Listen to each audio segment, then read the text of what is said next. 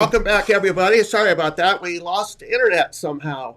Not sure how that happened or where the original show went, but we're back. Anyhow, Jeff Andrews is sitting here, and we're talking about his military service. And where did we leave off? Do you remember? So eventually I went into what's called the individual mobilized augmentee, which is active reservist. And the difference between a regular reservist is that I can go to any military base, didn't matter what branch of service. Okay. And I could show up and say, hey, I'm here for my weekend to do my active duty. I actually belonged to the 1st Radio Battalion in Kaneohe Bay, Hawaii for my 2 weeks in the summer. But my weekend warriors, I could go anywhere. Well, I went back and forth between Camp Pendleton, the 2nd SSCT, and El Toro, my old duty station with the 4th SSCT. So I was able to go to either one if I wanted to, and I just show up and say I'm here. And could you do that with the 2-week active time too? No, I had to go where they sent me. Okay. There, and they sent me to Hawaii. So tough job. I got to go to Hawaii. Oh, I know, right? So I went to, I did that, and my body started breaking down.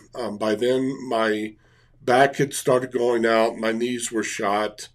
And the one thing good about the IMA is that you are like an officer. You can resign your time at any time. You can walk away. So I called my major that was in charge of me, and I told him that it was time that I quit. I had been first class PFTer, which means when we ran our PFT, which was a thing we did once a year. When I ran my PFTs, I was always a first class PFT or top guy. I could pull it off no problem. Run 3 miles, do 80 sit-ups, and do 20 pull-ups and stuff. And that last time in Hawaii when we did our PFT, I failed. I actually failed my PFT. I just couldn't do it, and so I told my major I'm done. My body's not going to cooperate anymore. And there was another reason.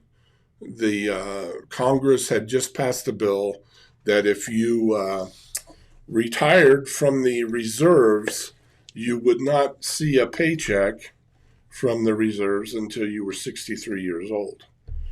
And I thought to myself, I've given the Marine Corps the best years of my youth. And now I'm going to give them the best years of my mid-range, middle life, so to speak. And I'm not going to be able to receive the pay that I expected to receive when I retired until I was retired. Right.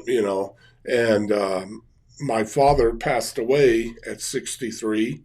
My brother passed away at 49, the one that was in the Army. My uncles and my grandfathers had all died at 59, 60, 61. So the chances were I would never see a paycheck. I would go through all of that in my whole life, serving my country, only to die before I ever actually got to see a paycheck for the work I did. And I said, that's ridiculous. So it's better that I go get me a civilian job and stick to it for 20 or 25 years and retire from them. So that's what I did. So I only spent from 91 till June of 93 in the IMA, and I was in the active reserve in college from June of 1980 until May of 81. When I went active. So about 3 years 3 years active reserve and 10 years active duty. So how much time did you have total? 13 years. 13? Yeah. Awesome. 7 years from retirement. What led you to our beautiful city of Sierra Vista and our great county of Cochise County? How did you end up here? Well, my wife has a brother who is very very intelligent with. You have to say that, right? Well, He's no. your brother-in-law. It's true. He's very intelligent. He went to Phoenix Institute of Technology. Okay. His dad was an engineer, and he liked that kind of thing. So he actually ended up here at Fort Huachuca. He goes out to Iraq and to other foreign countries and sets up the big radios for the Intel guys. Okay. That kind of thing. He's been doing that for 20-something years. And he's been here in Fort Huachuca for over 20 years. So anyways, he was out here. My middle son got married first. He decided he couldn't afford to live in California. And so he talked to my brother-in-law and came out here, lived with him while him and his wife got a job and got their own place. So then he started having grandkids. Then my oldest son got married, and he said, well, I can't afford to live in California, so I'm going to go where my other brother is. And he moved out to Sierra Vista and started having kids. And then my youngest, of course, he said, well, my two older brothers live in Sierra Vista. So why not me? So why not me? I got to be where my brothers are. And that made me proud in the sense that I've always taught my kids about being family. Yeah, it sounds like you have a very close family. So that's good. So I had wanted to get out of California for a long time. The state is just in a turmoil. And it started a long time ago. And, right. Oh, I know. and I told my wife, I really want to leave the state. And she said, well, she had a really good paying job there. And what did she do there? She was in charge of the computer guys that were contractors out at San Onofre nuclear power plant. Oh, wow. So okay. she was the boss of the guys that did that, which is funny because I worked there for 5 years doing the same job she did. I got her hired doing what I did for 5 years, and then I left when she got hired. And she ended up being the boss out there. So she had a really good job with them. But then the nuclear power plant shut down, and they kept her on. They kept her group on because there were people that had to stay there until the nuclear power plant was completely shut down and all that. And but they were contractors, so every 5 years or so, they would come up for to re-earn the contract, so to speak. Right. And if another company won the contract, they would usually hire the same people that were already there that knew the area. Contracts work. Yeah. And my wife had a very good reputation with the actual San Onofre people, so that there was a couple of times where her company lost the contract and a new contractor came in. And basically, San Onofre told them, if you get rid of her, then you don't get the contract. Wow. She goes with the contract. She's that smart and that good. So they kept her, and but this final time, she lost. They lost the contract, and a new company came in, and they completely hired everybody. Rehired it. They rehired some of the lower workers, but they wanted their own management people in there. So before that happened, though, our landlord, we had lived in a duplex for about 30 years, and our landlord had told us if we stayed there that they would never raise our rent. So that was a great incentive to stay. And then, unfortunately, they ended up selling the property, and the guy that bought the property said, "Well, I want to live in it now." So when I bought it, I bought it with the understanding that you're going to have to leave. I'm going to redo the facility, and I'm going to live in it myself. So I told my wife, no time like the present to get the heck out of California. So in 2015, I moved to Sierra Vista with my older brother. And we're lucky to have you here. And my wife followed 2 years later when her company lost the contract. So now you're in Sierra Vista. Are you have a job here?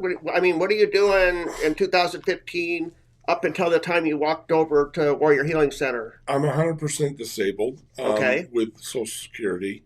What Because about VA? because with the VA, I'm 40% Okay. disabled, but my back is the main thing with the VA, and my back is the main thing with the Social Security. Right. I can't stand for longer than a couple of minutes and stuff. I have a walker I Yep. use. I have to sit down quite often. I can't, like, if they were to play the national anthem and, like, being a Marine, I would get up and put my hand over my heart or whatever and honor the flag and the national anthem.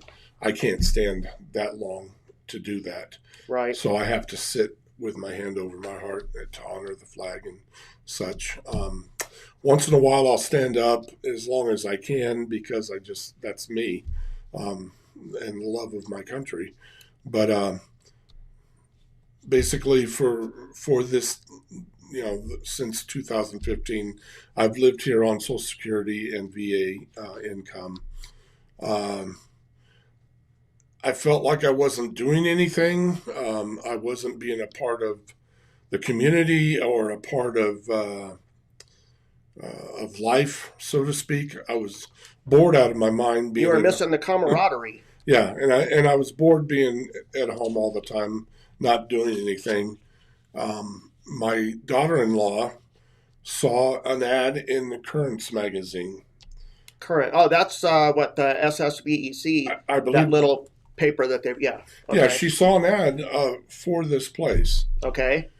And so I just dropped by and said, hey, and talked to Dan Shaw, Right. the Marine from the Marine Corps League here, Good people, Dan. and talked to him and said I'd like to volunteer and do what I can for veterans. The military had done so much for me and my family over the years, and I wanted to give back. And Right. so he said that they were needing someone to sit at the front desk and greet people and coming into the place and tell them about the different 52 offices we have here. Right. And so I said, well, that's something I can do. I talk. As you can tell, I talk. Oh yeah. And when you came in the front door, when you come in the front door at the Warrior Healing Center, yeah, Jeff is one of the volunteers that you meet right there. How many days a week do you volunteer? I do Tuesday or Thursdays and Fridays. I babysit my 4-year-old grandson. Monday, Oh, I'm Tuesday, taking and you Wednesday. away from the front today, huh? Yeah, I do my grandson. I babysit him Monday, Tuesday, and Wednesday. So Thursday and Friday is what I do. But next year he starts kindergarten, and I figured maybe I could start doing more and becoming involved in more. Right. Grandkids are the best. I know. Yeah. I've got 4 of them myself. I've got 8 now. Wow. So, So another thing that Jeff has wanting to do is he wants to sit down and do something like this, a podcast. Might be video, might just be audio. It hasn't been really decided yet, but you're a big military history buff. And Yeah. that's what his show would be about if you wanted to talk about that a little bit. yeah, after I left college and I joined the Marines, I had always been interested in history, and especially military history because my dad and how long he had served in the Marine Corps and my relatives and all the wars that we have served, our family has served in, from I would say, the Revolutionary War all the way through modern times. We've had somebody from our family from somewhere serving. Right. So I studied history. I went back to college after I was determined to be disabled in California. And I went back to college to get my degree in history. And for some reason, I changed my mind. And at the very end, I ended up graduating with my Bachelor of Science in criminal justice. And but I still love history. So Right. I plan on Dan Shaw had asked me, you like to talk and stuff. You're always keeping people entertained. Yeah. So would you like to do a cast sometime and talk about whatever? And he said, you decide what you want to talk about. So I've been thinking about it long and hard about what I would do. And I think in the situation of us being all about veterans, that my conversations with the people on the internet would be about military history, battles, tough Right. battles we've went through and such, and also Medal of Honor winners. And then I'd really like to interview people that work here as volunteers that are veterans, and even the civilians, about what they do and what their history is. So share their history with the Sierra Vista and with the rest of the people out there that would like to watch the Well, if I remember correctly, Kathy said there's quite a few veterans in Cochise County. Maybe we have some out there that are Medal of Honor winners, or maybe Purple Heart winners. Somebody that might want to come in and share your story with us. That's one of the reasons why I'm doing this show, is just so that you can get to know our local veterans, veterans that are own jobs here, local jobs, businesses, not jobs, sorry, businesses. So yeah, that would be really good. And I will keep you informed when Jeff is going to do the podcast. We'll get that information out. Is there anything else that you'd like to add? That's about it. I think that's all I've got for now as far as me. I talk about me, that's too much. Well, I am fascinated. This is one of the things I like doing this. I'm not I'm not a journalism major. I don't have any of that kind of experience. The best experience I had was being a club DJ back in the 80s and 90s.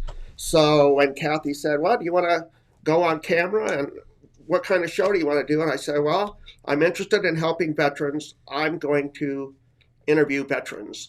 So if you would like to come on camera with me and sit down and share your story, your service, I would love to do that. If you want to get a hold of Jeff, do you have a email or anything that you would like to give out to anybody? My email is jandrews45@gmail.com. Okay.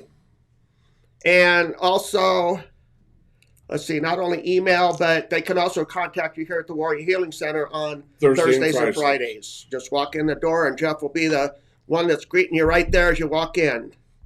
A couple things I want to touch on real quick here. Some of the upcoming events that we have coming up. This Saturday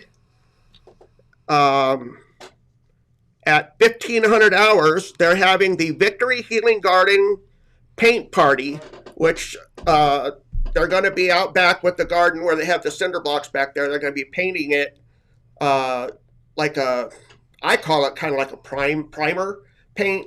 And then what they're going to do is later they're going to have people come back and do artwork on it. So that is going to be tomorrow at 1500 hours here at the Warrior Healing Center. I also want to remind everybody about the Marine Corps, since Jeff's Marines here.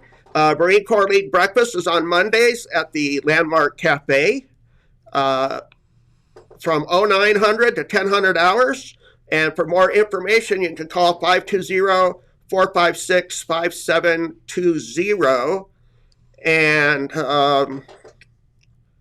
they also have the Warrior Headspace and Timing, which is a PTSD support group that meets here at the Warrior Healing Center on Thursdays. And that is from 1830 to 1930 hours. Again, that's the PTSD support group right here at the Warrior Healing Center, which is, I'm waiting for the address to scroll through, at 1838 Paseo San Luis here in Sierra Vista, Arizona. Jeff, thank you so much for joining me. Thank you, I sir. appreciate it. Thank you for your service to our great nation. And if you would like to come on camera and talk to me, please send me an email at Mike Zehr, MikeZehr @msn.com. See you next Friday.